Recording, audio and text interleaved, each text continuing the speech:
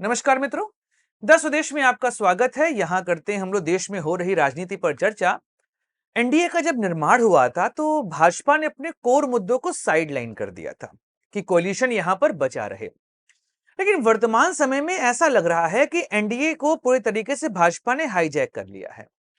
NDA के जितने भी घटक दल हैं वह भी भाजपा की भाषा बोलते ही हमको यहाँ दिखाई देते हैं। वर्तमान परिस्थिति में यह लग रहा है कि क्षेत्रीय दलों ने भाजपा के आगे सरेंडर कर दिया है। ऐसे में इस मुद्दे पर चर्चा करना आवश्यक है कि एनडीए जो एक दौर में सहयोगी दलों के साथ मिलकर चला करता था, वहां पर बीजेपी भले पार्टी बड़ी थी लेकिन वहां पर सभी पार्टियों की बात मानी जाती थी। आज ऐसा दौर क्यों आ गया है कि क्षेत्रीय पार्टियां जो कि एनडीए का भाग हैं, वह भाजपा की ही भाषा बोलते हमको दिखाई दे रही हैं। चलिए करते हैं चर्चा इस विषय पर। नमस्कार दोस्तों, मैं सुधांशु, आप देख रहे हैं द स्वदेश। दोस्तों, दस स्वदेश एक मंच है जहां पर हम निष्पक्ष पॉलिटिकल एनालिसिस करते हैं। अगर आपको हमारा पॉलिटिकल एनालिसिस पसंद आता है तो आप यूपीआई के माध्यम से हमारी मदद भी कर सकते हैं। बाकी हमारे चैनल को सब्सक्राइब करिए, वीडियो को लाइक करिए और वीडियो को शेयर जरूर करिए।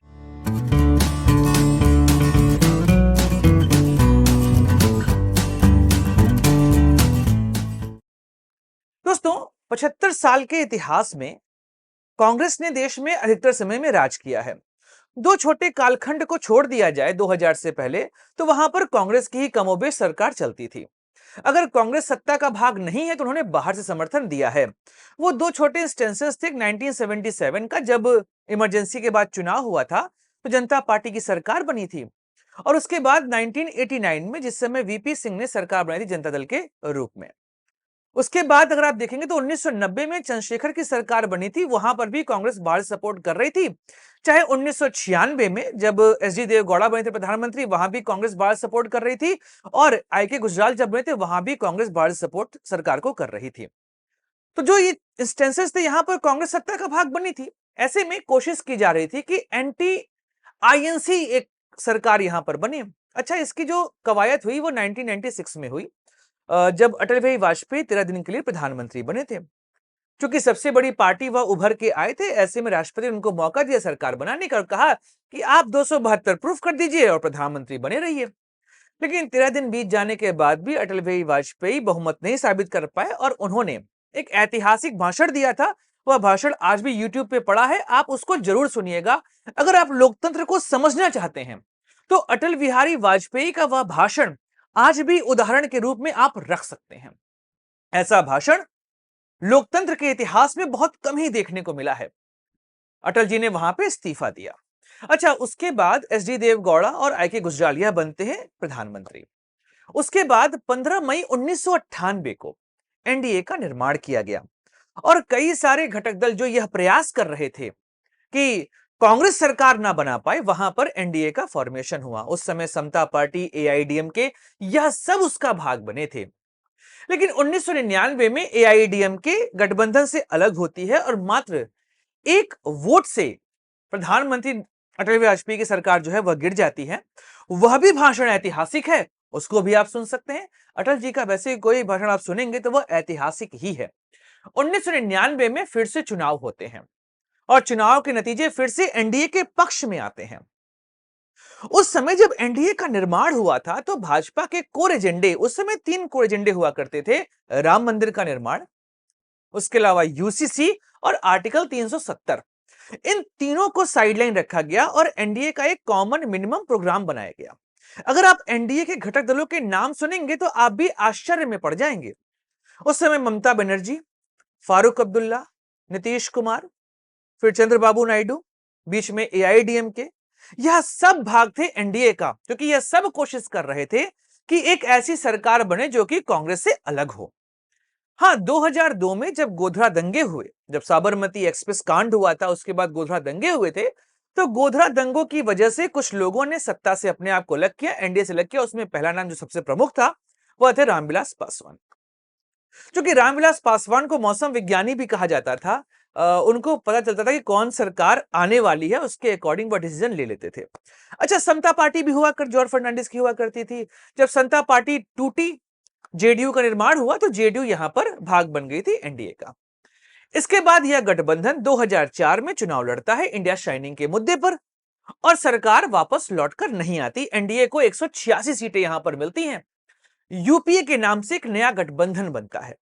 उस गठबंधन को लीड कर रही थी कांग्रेस, और कांग्रेस ने सभी विपक्षी पार्टियों के साथ मिलकर जो गठबंधन बनाया उसको यूपीए कहा गया, जिसको वर्तमान समय में इंडिया गठबंधन कहते हैं। इसमें आप केवल आम आदमी पार्टी को जोड़ दिए तो UPA plus Aam Aadmi Party is equal to India गठबंधन। कमोबेश बाकी सभी पार्टियां जो यूपीए का भाग हुआ करती थी वो इंडिया गठबंधन का भाग भी इस समय बनी हुई है। अब एनडीए उसके बाद 2004 का चुनाव होता है, 2009 का चुनाव हारता है और लाल कृष्ण आडवाणी 2 बार पीएम इन वेटिंग ही रह जाते हैं और एनडीए के बड़े नेता कहलाते थे वो उस दौर के। अटल जी ने 2004 की हार के बाद राजनीति से अपने आप को अलग कर लिया था। उसके बाद 2014 का दौर आता है, लोकसभा का चुनाव होने वाला था। अब भाजपा प्रयास कर रही थी कि इस बार सत्ता कैसे भी करके अपने पास लानी है। अब इसको लेकर भाजपा ने कोशिश करी एक नए चेहरे को नेतृत्व सौंपने की, और उस समय नरेंद्र मोदी का नाम पूरे देश में चर्चा का विषय बना हुआ था।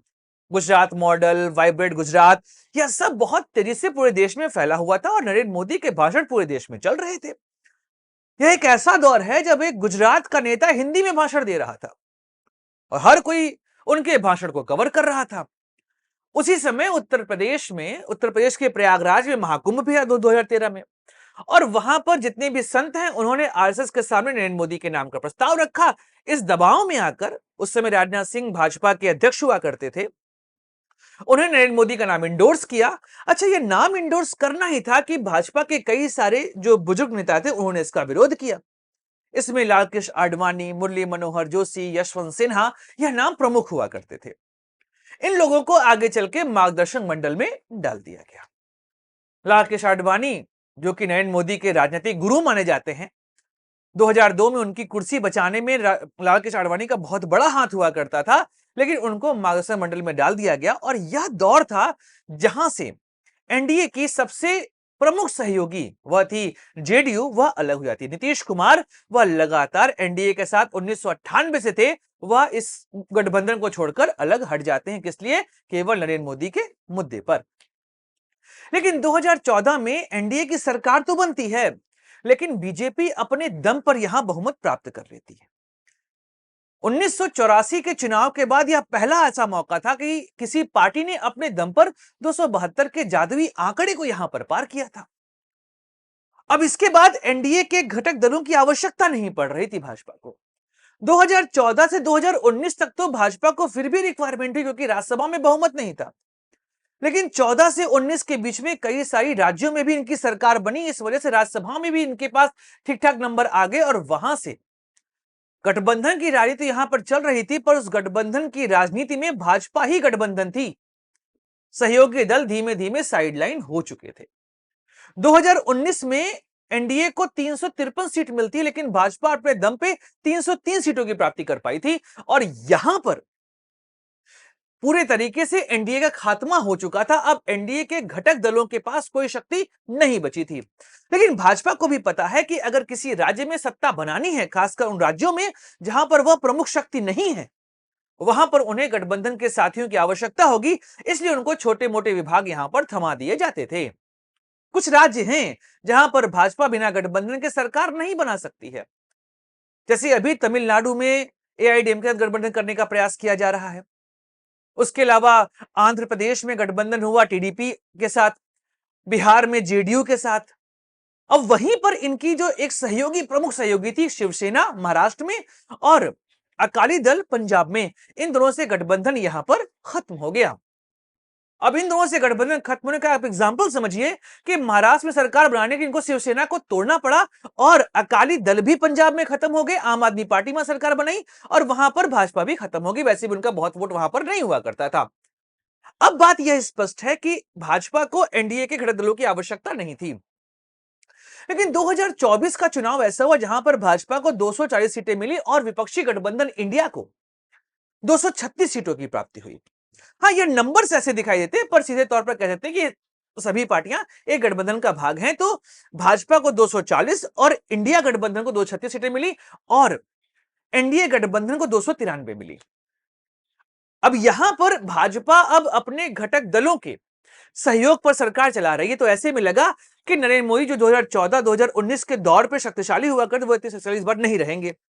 लेकिन वक्फ बिल के दौरान जैसे भाषण दिए गए, खासकर उन पार्टियों के माध्यम से जो एक दौर पे सेक्युलर राजनीति किया करती थी, वह पार्टियां भी भाजपा जैसी ही भाषा बोलती दिखाई दी।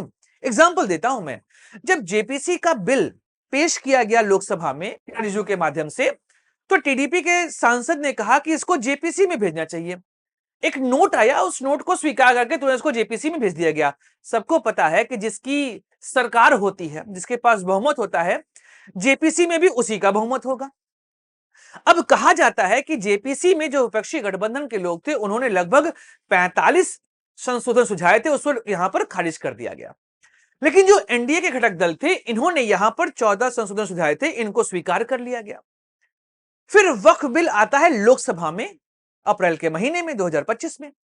अब इसके बाद आप देखेंगे यहां पर जो भाषण था, खासकर ललन सिंह का भाषण, जो कि जेडीयू के नेता है, उनके भाषण ने यह साफ स्पष्ट कर दिया कि वह ऐसी भाषा बोल रहे हैं जो एक समय में भाजपा की भाषा हुआ करती थी। जेडीयू वही पार्टी है जिसके कहने पर भाजपा ने 1999 और 1998 दोनों टाइम पर राम मंदिर, आर्टिकल 370 और यूसीसी को साइडलाइन कर दिया था। आज वही जेडीयू और उन्हीं के नेता भाजपा जैसी भाषा बोलते यहां दिखाई दे रहे हैं। यही स्टेटमेंट आपको टीडीपी की ओर से देखने को मिलेगा। चिराग पासवान, जो हो सकता है मंच पर यह कहते मिलते हो कि हमें इन सब मुद्दों पर नहीं पढ़ना चाहिए, देश में सेक्युलरिज्म मेंटेन होना चाहिए, वह चिराग पासवान भी वक्फ के मुद्दे पर पूरे तरीके से बिना शर्त के भाजपा के साथ यहां पर मिले रहे। ऐसे में वर्तमान समय में जहां पर भाजपा के पास बहुमत नहीं है, उसके बाद भी उनके घटक दल वही भाषा बोलते दिखाई दे रहे हैं कि जो भाषा भाजपा के सांसद बोलते मिलते हैं। मतलब 1999 में जब घटक दलों की बात सुनकर एनडीए का कॉमन मिनिमम प्रोग्राम बनता था, बीजेपी अपने कोर मुद्दों को साइडलाइन करती थी। आज वही भाजपा, जिसके पास अपना पूर्ण बहुमत नहीं अपने दम पर है, आज के समय में यह गठबंधन ज्यादा मजबूत है एज कंपेयर टू 1999। क्योंकि जो क्षेत्रीय पार्टियां, उनको भी पता है अगर सत्ता में बने रहना है, सुकून से सरकार चलानी है, तो हमें भाजपा की बातों को यहां पर बोलना पड़ेगा। भाजपा यहां पर राज्य की सरकारों को कभी भी अस्थिर कर सकती है। ऐसे में यह घटक दल भी इस समय दबाव में दिखाई दे रहे हैं और यह वही बात बोल रहे हैं जो कि भाजपा बोलती मिलती है। अटल बिहारी वाजपेयी, आडवाणी के दौर के समय में जो एनडीए हुआ करता था, वह उस समय ज्यादा फ्रेजाइल था, जैसा कि आज आप मोदी और शाह के दौर पे देख रहे हैं। एनडीए की मजबूती देखते बनती है। वक्फ बिल एक ऐसा मुद्दा था जहां पर मुस्लिम समाज के वोट पार्टियों से छिटक सकते थे, अगर उसका वह समर्थन करते। उसके बाद भी इन पार्टियों को डर नहीं लगा, क्योंकि इनको पता है कि थोड़े बहुत वोट अगर हमारे पास से खिसके भी, तो भी हम भाजपा के दम पर यहां पे सत्ता में स्थापित हो सकते हैं। ऐसे में वर्तमान समय में एनडीए के घटक दलों का भी भाजपाईकरण हो चुका है और आने वाले समय में यह आपको और तेजी से होता दिखाई देगा। कई सारे मुद्दों पर यह एक मंच पर एक जैसी भाषा बोलते ही आपको दिखाई देंगे। और विपक्षी गठबंधन, वह हो सकता है कि लोकसभा में आपको एक साथ दिखाई दे, लेकिन जब आप नैरेटिव की बात देखते हैं, तो इस समय एनडीए के नैरेटिव के आगे यह गठबंधन पूरे तरीके से बिखरा ही आपको दिखाई देगा। एग्जाम्पल के फॉर्म में वक्फ बिल पर बीजेडी ने जिस तरीके से अपने सांसदों को कहा कि अपनी अंतरात्मा की आवाज पर वोट करिए, यह साफ दर्शा रहा है कि विपक्षी एकता भी खंडित होती दिखाई देती है। आज की राजनीति विचारधारा की नहीं, आज की राजनीति केवल और केवल सत्ता के सुख की ही बनी हुई है।